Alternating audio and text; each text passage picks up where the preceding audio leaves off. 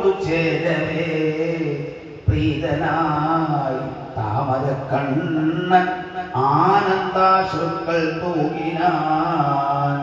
പര്യങ്കത്തിലിരുത്തി താൻ തന്നെ പിന്നെ സുഹൃത്തിനെ പാദങ്ങൾ കഴുകി തീർത്ഥം തളിച്ചു തന്റെ മൗലിയിൽ.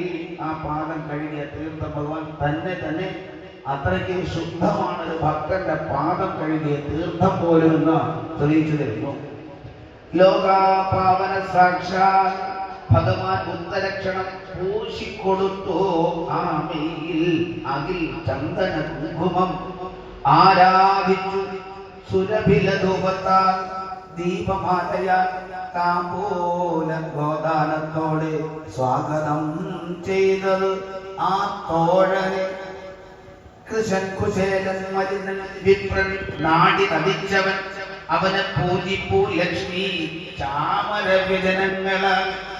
ലക്ഷ്മി ചാമര വീശി യശസ്വിയാം കൃഷ്ണനാൽ പൂജിതനാം ആ അവധൂതനെ അന്തഃപുരത്തിലെ സ്ത്രീകൾ നിരീക്ഷിച്ചു സവിസ്മയം.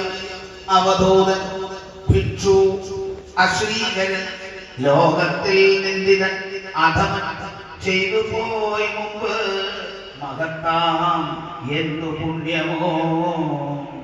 ലക്ഷ്മീകാന്തൻ ത്രിലോകേശൻ ലക്ഷ്മിയെ തള്ളി ഏട്ടനെ എന്ന പോലെ ഇവനെ പുൽകി ഇരുത്തുന്നു സ്വമേധയിൽ.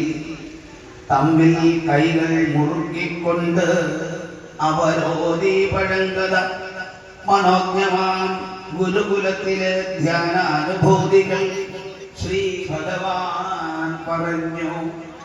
ഗുരുദക്ഷിണ ചെയ്തു സമാവർത്തിതനാകവേ ബ്രഹ്മൻ ധർമ്മജ്ഞ വീട്ടിലെ തുല്യയെ ഭാര്യയെ ഭവാൻ.